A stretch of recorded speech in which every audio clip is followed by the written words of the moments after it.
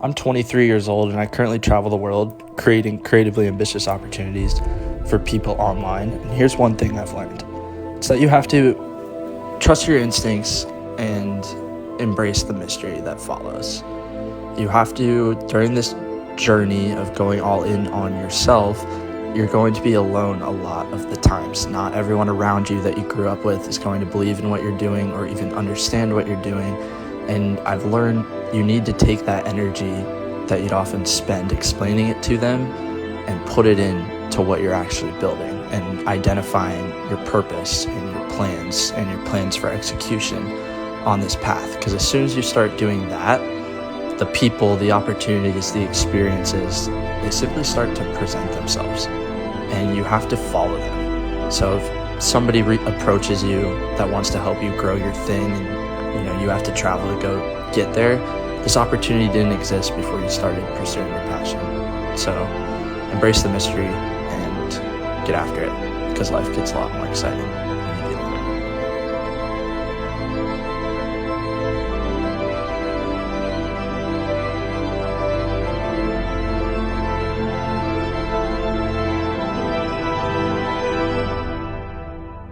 Just like even the videos that I post on my social media, like my short, like my reels and stuff, like I film it myself, I'll cut it, and then I'll leave enough room for like my editor, because I have someone overseas that I found on TikTok.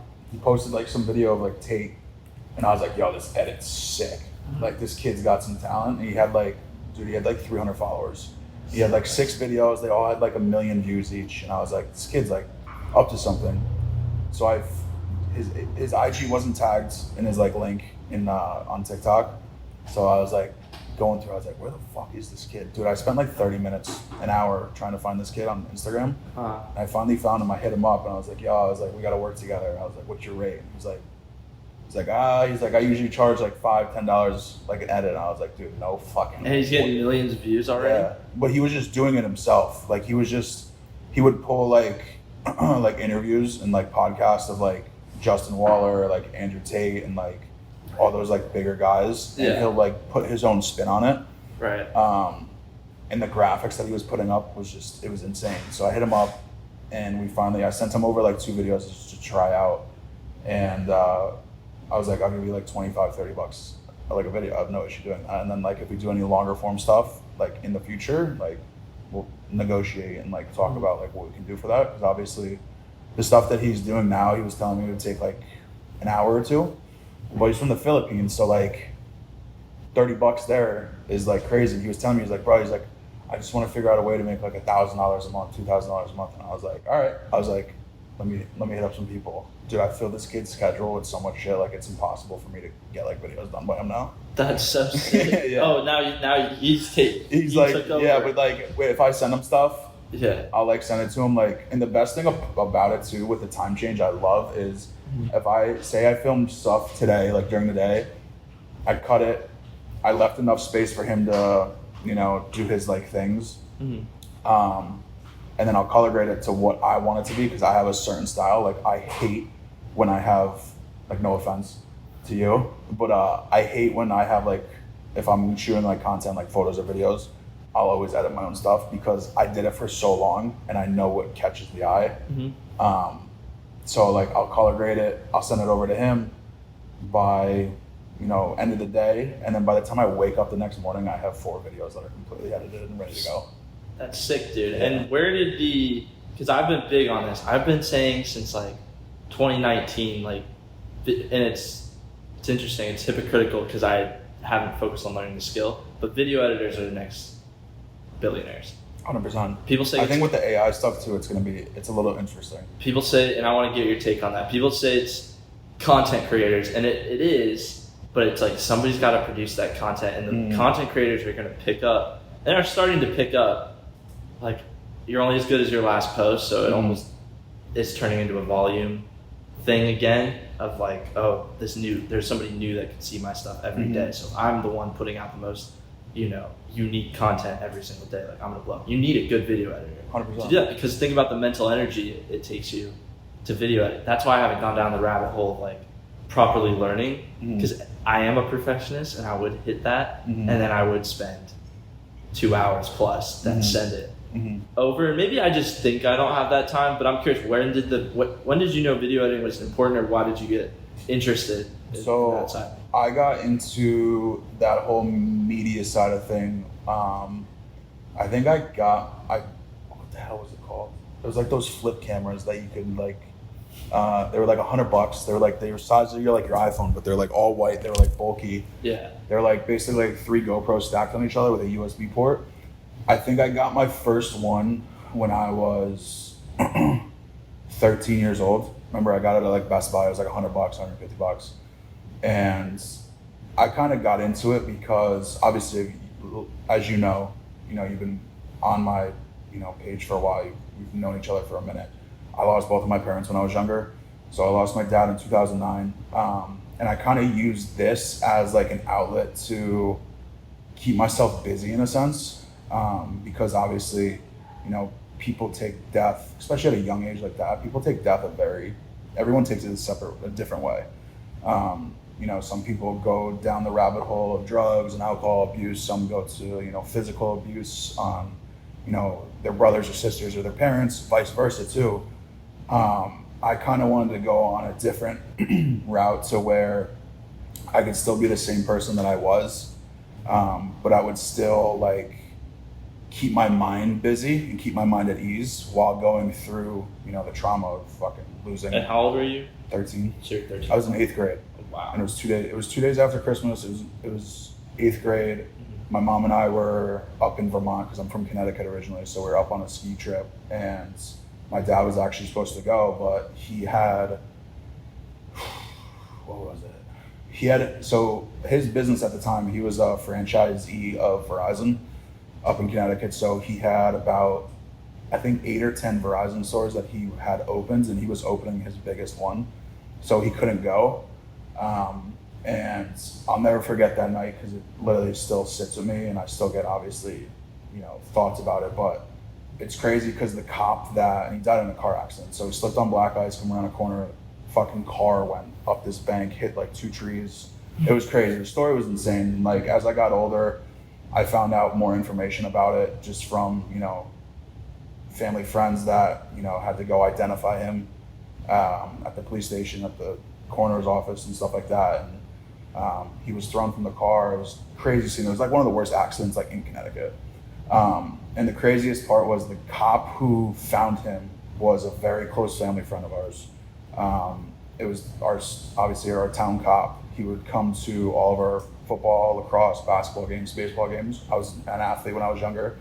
I played football in the fall. I played rec basketball in the summer or in the winter, and then I snowboarded. And then in the spring, I used to play baseball, and then I switched over to lacrosse. Oh, cool. But the cop that found him called my mom like 5 times. She didn't answer because it was like 1 o'clock in the morning. So we were out cold, and don't know how he had my number. He might have gotten it from someone else, but I remember I picked up the phone. I was like, "Hello," and I was so fucking confused. He was like, "Hey, Jamieson, it's Officer so-and-so.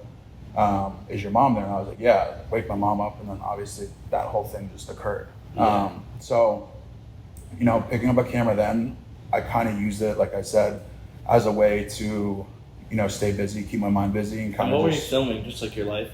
No, I mean, I had a couple buddies that older brothers that had gone into the media space for, skateboarding stuff, snowboarding stuff. So I kind of used that as like an influence. And this is at 14? Yeah, this is at 14, wow. 13, Okay. 14. Cool.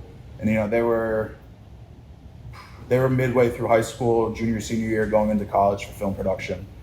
And I was like, oh, cool. Like I have some friends that are fucking nasty at skiing and nasty at snowboarding. So I went in and would go film them in the park and stuff like that and do edits. And I look back and I was like, this is so fucking bad. Even back then I was like, this sucks. But I was like, oh, this is so cool. At the time, did it feel like the coolest shit you it ever was created? Like the dopest shit ever. Yeah, exactly. It's like the dopest thing you'd ever made to that point. Yeah, it was really cool. It was funny. It's funny to reminisce and go look back on the first videos that I did. Yeah. And then I remember I sent it to my boys group chat. There was a video that we did at my buddy's gym. And it was 4 or 5 of us working out on after hours one day, and I made a video and I sent it to them. And like now it's still on YouTube, but all these videos are like private, so I can only see them. But I remember I sent them like a private link, and I sent it over to them. I was like, "LOL, this is fucking hilarious." And it was just like us just being hooligans, like in the gym when we were like 17 years old, 16 years old. Yeah. But yeah, I mean, then, you know, at that point when I went through high school, I really stepped it up a notch and started getting into the music side of things. So that's where, because obviously, you know, especially men that are younger, I feel like, you know, hip hop's a huge thing at that time.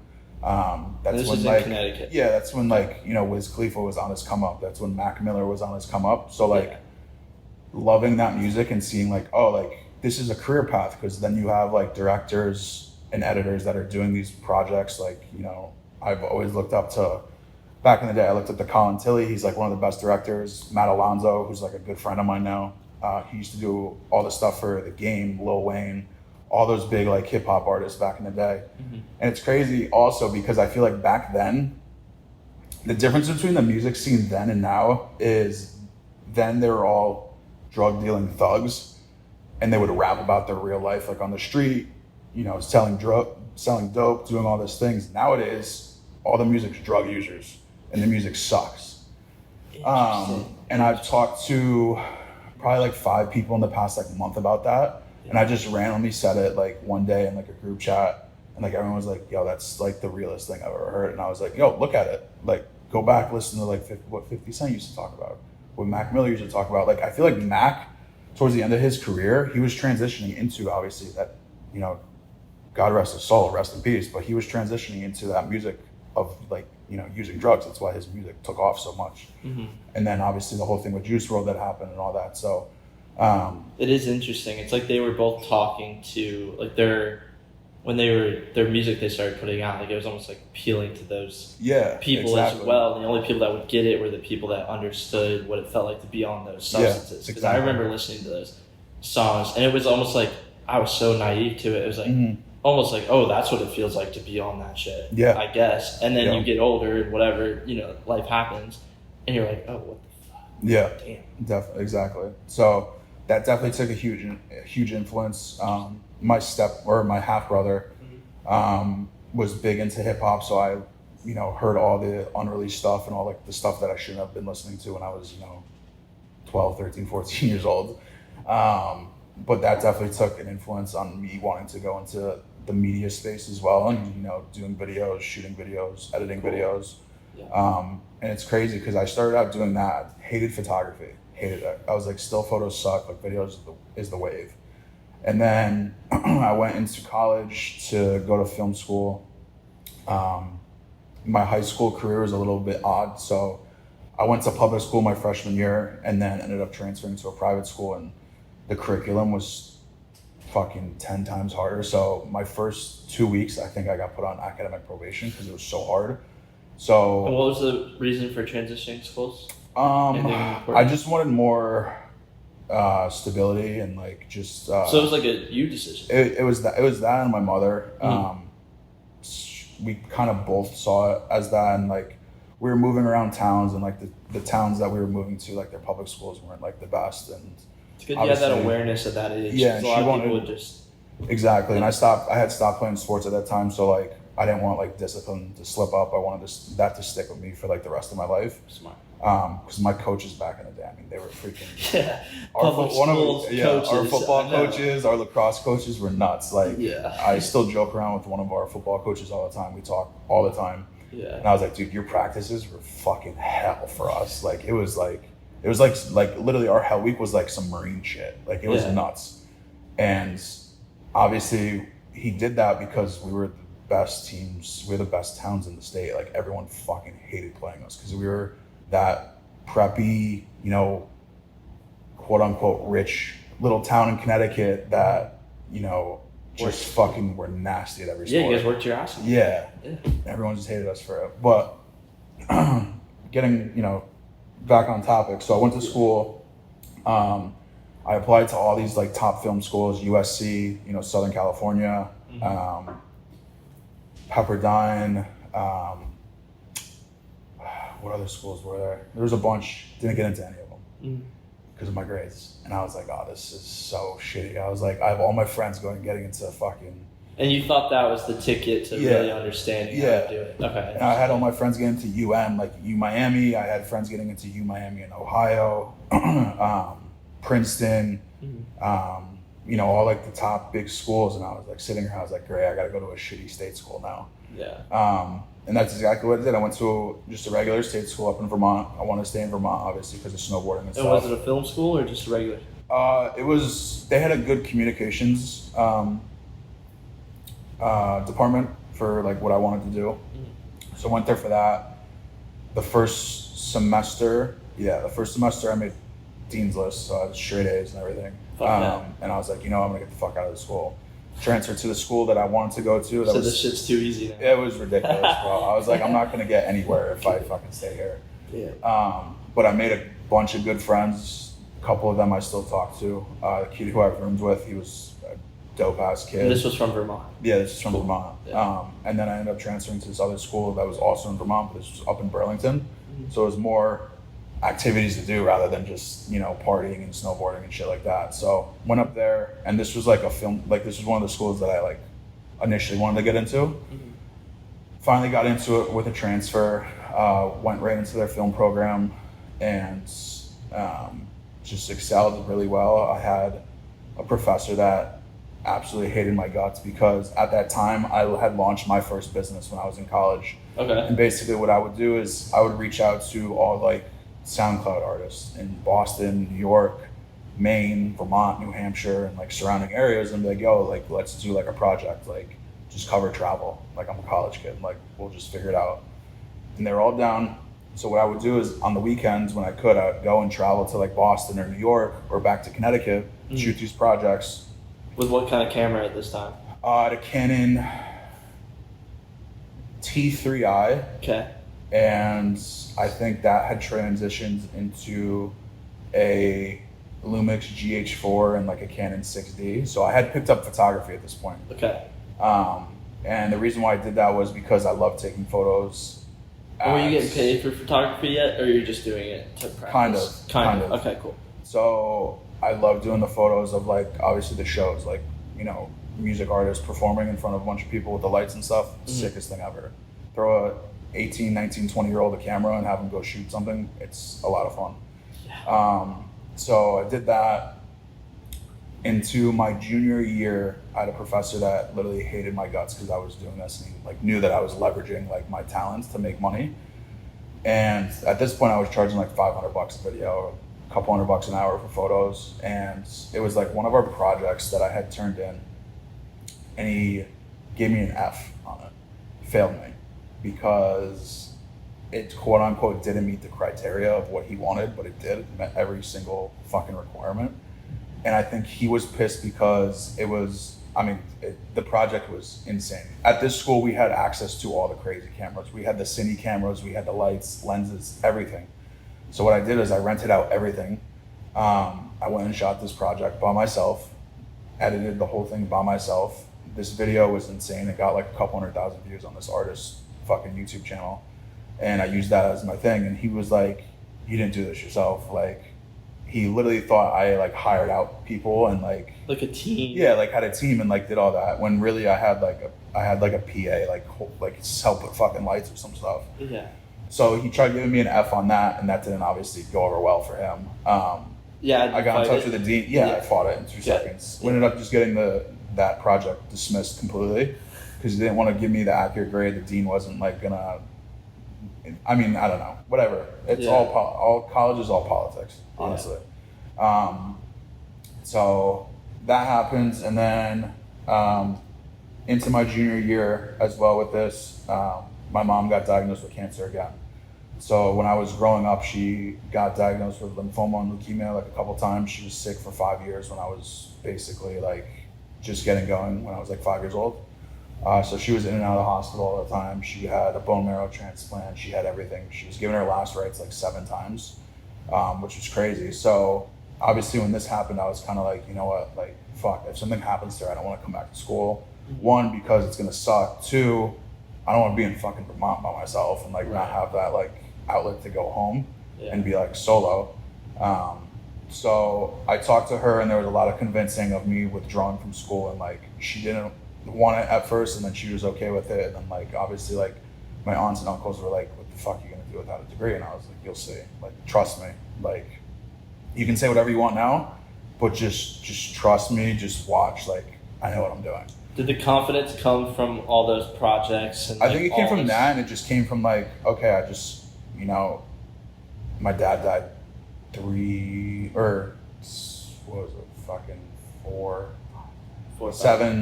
years ago, 6 years ago, and like I'm here and I'm fine. Like if something happens to her, I'm out. Like I'm done. So yeah, I had started my Instagram in my sophomore year of college, or just freshman year of college, and I got this random DM from this guy who works for this marketing agency.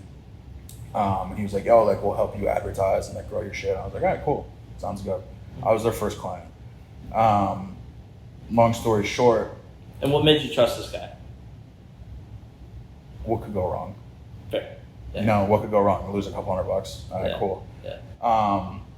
Loved how it turned out. Cool. Long story short, he actually invited me down to Miami that spring break to basically meet him, the rest of his company, and just like do some like content for them down here. This was your first time coming to Miami? Yeah, it's my first time going. Spring break? Yeah, it's like spring break, everything. So I go home from school with basically a 50-50 chance of, all right, I might be coming back to school, I might not be coming back to school. Because obviously everything that's going on with my mom was in and out of the hospital this time. She was like, "I want you to go, like go experience it." And she was like one of those parents that like, bro, she ran a full fucking background check on this kid and everything. I didn't know this until like weeks after I had gone back, and I was like, "Mom," I was like, "What the fuck are you doing?" She was like, "I don't trust anyone." I was like, "All right, whatever." But yeah, I went down to Miami. Yeah. I met him, and basically that's when I was like, okay, like life's changing, life's getting a little different now. Like I don't think I need school really. So I got back from my trip, and like my mom's status with like her illness just completely tanked, and I was like, all right, you know what, fuck this. I called up my academic advisor. I was like, hey, I can't return to school, blah, blah, blah. And like, here comes the bullshit again. Because it's like I said, college is all politics. It's all this, all that. The dean and my advisor were advising me to change my entire schedule for the rest of my semester to where they wanted me to commute and do my classes Fridays and Mondays. So they wanted me to drive 5 hours, go do my classes and stuff, and then stay the weekend and then go home. And I was like, no, I'm not doing this. Like, I'm already in certain classes. Yeah. Like, let me just finish it. So I had a tutor that I went to during high school, and she was a teacher for a while. So my mom had reached out to her and was like, hey, if like Jamieson stays home, like, would you be able to like help him with the curriculum and stuff like that? She said, absolutely. Dude, it took like a month to get all this like just detailed and dialed, and school signed off and everything, and I was taking, So you decided I'm going to finish school. Yeah, I was like, I'll finish this year. And you had 2 I didn't years want to left, go back. or you had 1 more year? I had the second semester, or the rest of my junior semester, and then I had all my senior year. Okay, so you had 3 semesters. Yeah, 3 semesters left. And this was, end of March, so like the end of junior year is really only April, really. So, we had 5 weeks left and then finals. So I finished everything at home, and then my mom ended up passing in June of 2017 at the end of the month. So I was like, you know what, I'm done. Like, screw this. I'm not going back to school. Right before she died, we both signed off on my withdrawal from school. So once that happened, I was like, okay, like now I just got to get my shit together and we'll figure it out. Yeah. Got a job for this magazine company that was like a close family friend. Long story short, again, this guy ended up fucking me over like tens of thousands of dollars. Like work that you did? Yeah, like work that I did, and like ended up finding out like all this like dirt on him, and like he was like ripping me apart on like my reviews and like Instagram and saying like how I dipped out and like left before I finished everything. I was like, dude, you have 20 lawsuits pending right now for like not paying any employees. How are you gonna sit here and say this? Yeah. So I like tried doing something there, and I talked to lawyers. It just wasn't worth it at all. Yeah.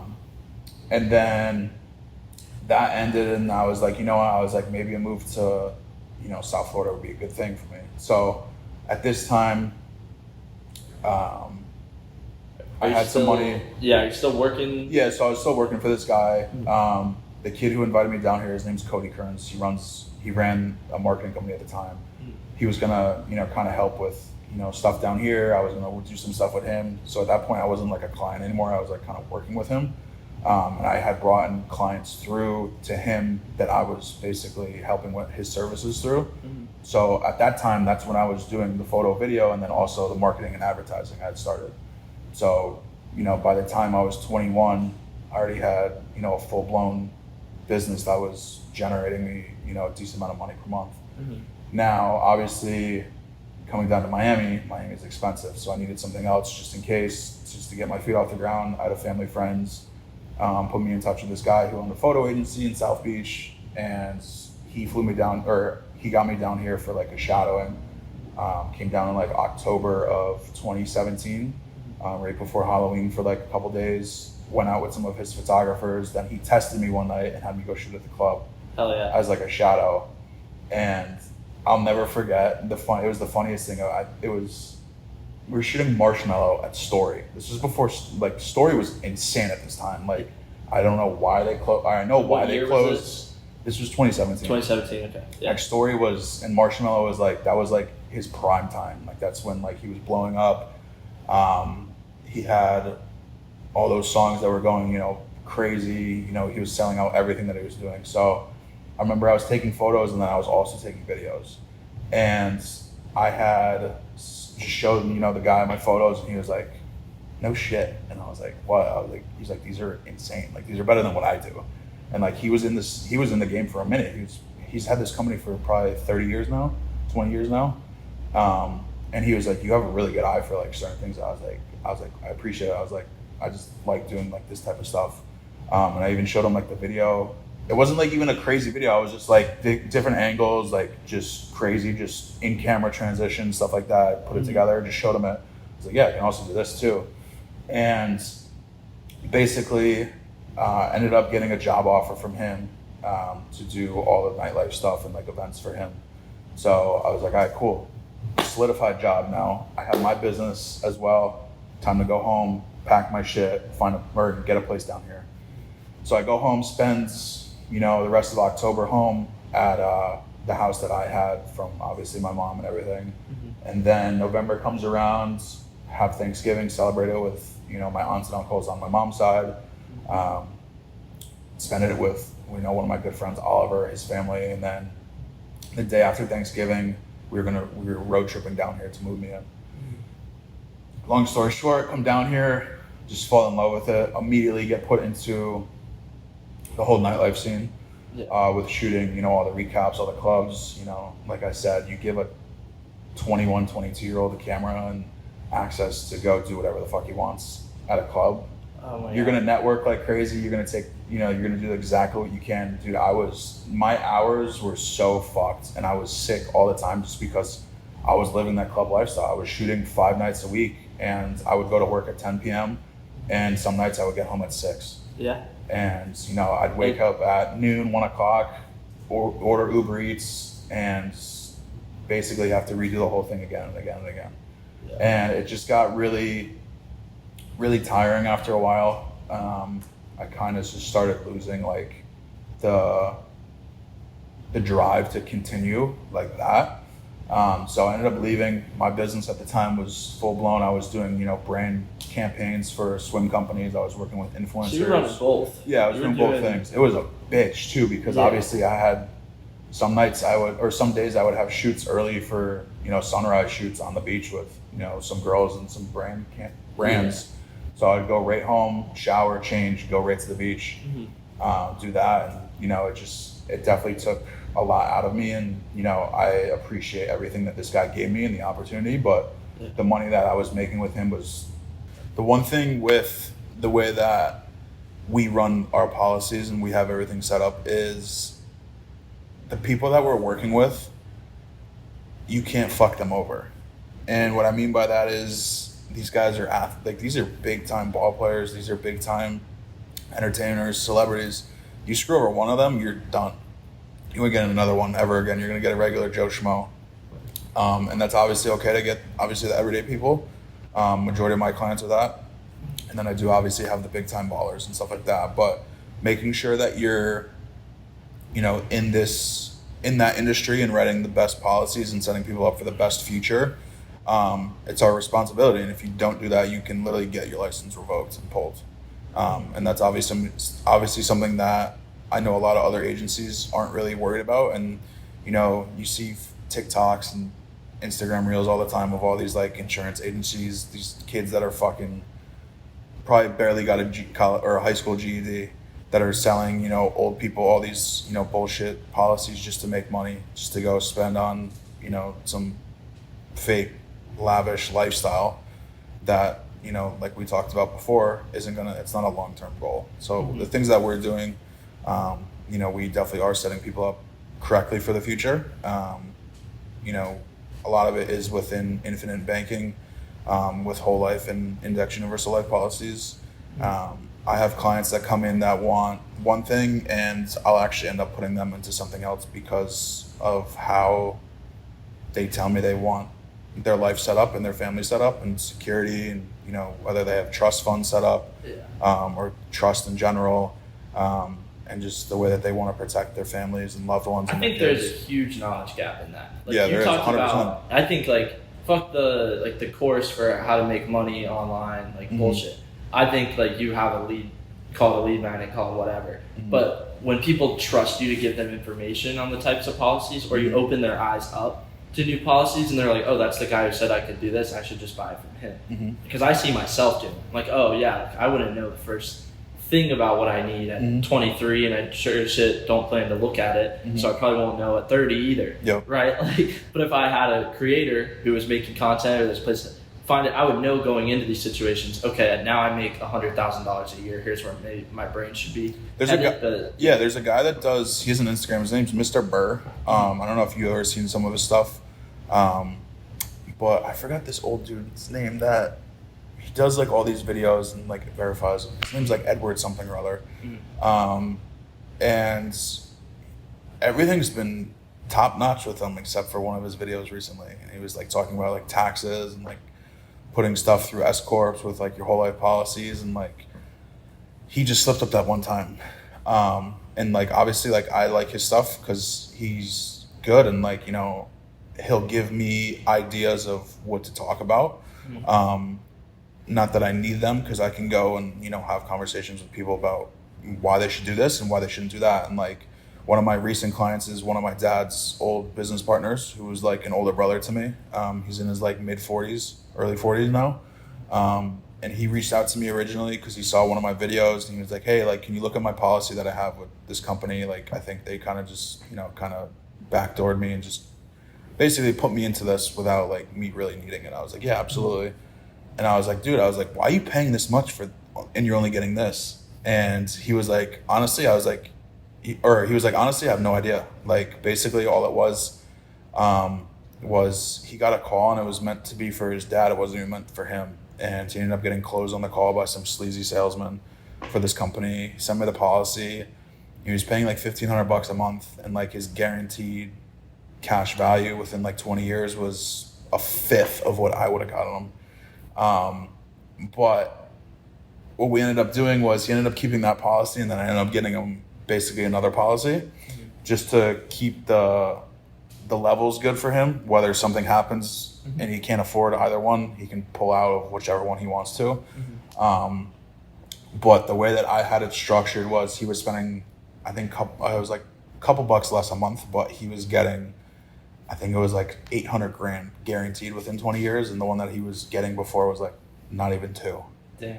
So it's crazy. And that's just, you know, when I first got into it, obviously you got to get your license, you got to, you know, do all that. But just knowing and going and looking at the products and looking at the companies, I've done, and honestly, with that, and same thing with social media stuff, the marketing stuff, the photography stuff, YouTube is the biggest platform for anything. Like, you can, like, we're in a day and age where, and I've talked to people about this all the time, because I know people that are sitting there working shitty jobs making $3-4K a month. It is so easy to go out and make 10 grand a month nowadays.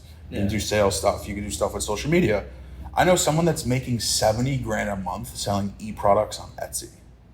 Not e-products, digital products on Etsy. Yeah. He's literally selling $5 to $20 products that are like just basic email templates, wedding templates, menu templates, stuff like that. And he's making 70, 80 G's a month. And he just designs them. He spends a couple days doing it. He'll make like 5 new ones a month, and that's it. That's crazy. And it's just on autopilot. Yeah. Yeah. Good morning. How are you? How are you? Good. Yeah, dude. The hack to like making money online, purely like you just said, all the options are out there. The gap for me comes in nobody's willing to put their head down for 6 months to a year and get it done. And this kind of ties into my next question, because basically the whole thing I pulled from this conversation is like and you kind of touched on it, but like your network has opened up these opportunities. Now, like you said, I think the network thing gets a little blurry, because and it put this idea in my head where I was like, I think your network is your net worth up to the amount of value that you provide to it. So I've seen a lot of instances in your journey where you've provided so much value up front. What do you think sets you apart in terms of why these people trust you and you think you attract these opportunities? Like, is there something you focus on? It could be advice. It could be, whatever. I think what the main thing is with that is I treat my clients, I treat my prospects, I treat my friends, and I treat my business partners all with the same respect. And I think that's where a lot of people slip up, and I've seen it firsthand from not giving people the time of day. And like, to a degree, you can't give them all your energy. But if you sit down and talk to someone for, the amount of times that I've like hopped on calls with people to talk about something that's gonna, it's probably a 5 or 10 minute conversation that turns into 3 or 4 hours. You got to realize, it took up a lot of your time, and like you could have done something else for your business, or gone to the gym, or taking your dog for a walk, or doing whatever. But at the end of the day, you just made their life 10 times better just having that simple conversation. And I think there's a lot of lack with the amount of people that'll sit there and do that, because all they want at the end of the day is money in their pocket. And I have no issue doing that. I've never had issues doing that. Obviously, everyone has bad days. And some days I don't want to talk to anyone. And I still have to talk to people that I work with, and, clients, and, scheduled calls and stuff like that. But I think if more people worried about giving people more of their energy and time of the day, I think the world would be in a much better place than it is right now. And I think there'd be, a lot more people that are not so much, because a lot of this comes with mental health too. And, I've always struggled with stuff myself, with growing up, and stuff that happened with my parents, and me getting into the party scene, when I stopped shooting, and like, one of my businesses took off. Dude, I was a fucking club rat for 5 days a week, 5 nights a week. I didn't really have it wasn't like a drug problem, I just had a party problem. Miami sucked me up and fucking spit me back out. And I woke up one day and I was like, you know what? I can't do this, or I'm going to end up somewhere that I don't want to be. And were you working on this? Call it a bender, call it... I was we were taking clients out. We were doing everything. Yeah. And I woke up one day so beyond hungover, and I was like, you know what? I can't, honestly, to this day, I think it's like, nowadays, if I go out to client dinners or I'll go out to like special events, I'll limit myself to like 1 drink. I haven't been drunk in over 2 years now. Wow. I haven't done anything over 2 years. And I noticed my brain fog is gone. I was still doing really well back then when I was out partying and stuff like that, obviously, because, you bring clients out, you want to ball out, show them, what everything's all about. And then the money you spend, you'll make it right back. But people are doing it too much now. Honestly, I think the clubs have lost a lot of the money that they were doing, because not so many people are going out anymore. And obviously, industries change, people's taste in music change. I don't think the clubs are what they used to be in any way.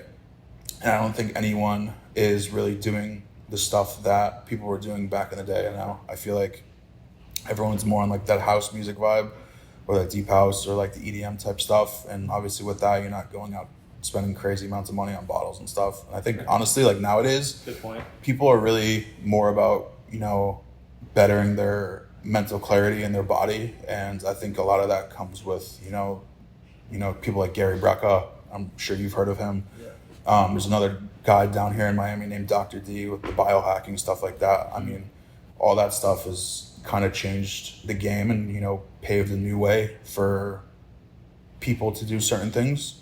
I've gotten into it with, ice baths, with breathing exercises, with grounding, with working out more, with cutting out, seed oils and all that shit and doing like the carnivore, animal-based diet, stuff like that. It's definitely helped a lot. But, the world changes so much and it changes very fast. And that's the craziest part with this day and age right now. Leading back to what you said, like just giving people the time of day. Yeah. Having those conversations that you don't want to have, but you got to step back and realize that you giving someone else that opportunity can not only change their life, but it also get them out of a hole that they're in. And I think that's something that's huge with what I do. Like I'll take calls 24/7 if I like literally around the clock. Like I've jumped on calls at 3:00 in the morning before with people. Yeah. Because I've also been in that headspace before. I've been in that area to where like I feel lost, feel trapped. And honestly, at the end of the day, it's crazy to hear that, or it's crazy to say this, but social media is a huge impact on that. And I think the whole thing with TikTok, huge impact on the people's like mental health. Oh yeah, 100%. With these lifestyles, Miami they don't publicize this, but the amount of suicides that I saw just living in Brickell, like people jumping, like when crypto fucking tanked, dude, the amount of people that jumped off their buildings it was insane. Like I literally was pulling into my buddy's place and I was like, what the fuck's going on? Cops, tape everywhere. And I was like, went up to the security guard and I was like, what happened? And he was like, 2 people jumped at like 6 a.m. And I was like, bro, what? And they're not gonna put that in the news. Obviously, you don't see that anywhere. Yeah, you don't see that anywhere, bro. Like where else is that happening? It's happening in New York. Sure, homeless people dying of overdoses. Yeah. No one's lunging from 50 stories. Yeah. Killing themselves, and a lot of it is because of stuff with the economy right now. Stuff with the price of living. The cost of living. Gas, food, rent, insurance, everything is so expensive right now. And at the end of the day, I think a lot of it comes back to what social media is portraying and all these bullshit lifestyles that a lot of people are just out there posting. It's a huge facade. It's a huge facade. I think, yeah, and it's tough because you're right. A lot of it is not, valid, and then the guys that are legit, it's like they almost have to work harder to like showcase the authenticity. Mm-hmm. But one key thing I wanted to get your take on was like you touched on how everything is speeding up and changing so fast. And I read this book when I was in college and it talked about that. Mm-hmm. So a few years ago, right around when we got connected, funny enough, and it talks about how like the world's developed. What used to take 50 years to advance in technology, we're doing in 5. Look at Elon. Yeah, exactly. And we're getting faster and faster every year. So knowing what you know now, like if you were to just be getting into let's call it the entrepreneur game, whatever you call it, where do you think you would be putting your time? Where would I start? If I had to start all over? If you had to start, we could call it that question, but yeah, I just think based on more of what you've observed, because you had the skill set, and that skill set is still applicable now. So that's totally fine if that's like the same answer, but if that's the same answer, more like what industry or like, So if tomorrow I woke up and I had to start all over again, yeah. And I know friends that have said this before, and I'm not taking what they're saying, I'm saying exactly how I feel. I love the content side of things, and that really comes down to it as well. I mean, that's sales in itself. You're selling yourself, you're selling your service. But sales, number one, if you can't do sales, you can't do anything in this day and age. Love that. Yeah, love that. Literally straight up. Learn that lesson heartily. What? Say that again. I think the number one thing that I've that controls everything right now is sales. If you can't do sales, you really can't do anything. Whether you're selling for, a company directly, medical sales, real estate, insurance, or you're selling high ticket for someone's fucking course, like we talked about before, or you're selling cars. If you can't do sales, you can't really get anywhere. And then with what I would do with that is I would take, you know, a portion of income from sales and put it into an actual e-com brands, or put it into, you know, it's funny that I'm going to say this because I'm the one who's selling it, but it's actually true. I would put money into an insurance policy, into an infinite banking policy.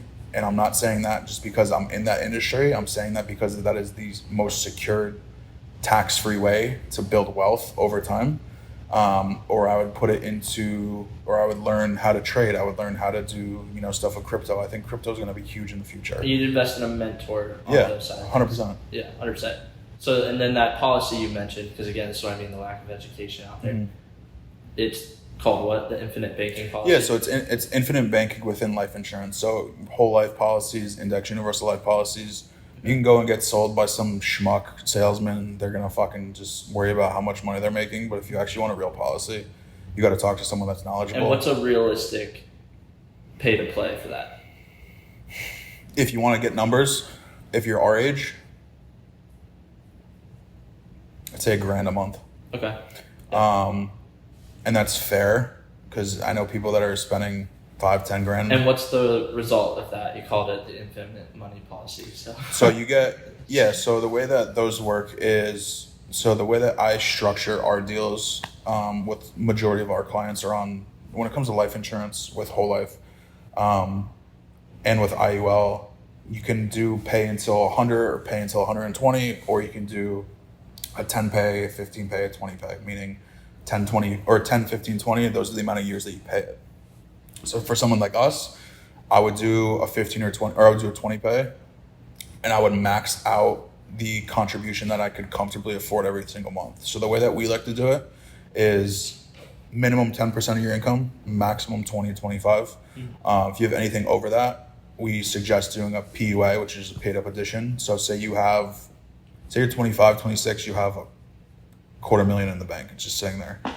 You ain't getting shit from the banks with that. You're making a couple bucks a year. Yeah, no. What I would do is I would take half of that. So I'd put $100,000 into a whole life policy, paid up addition.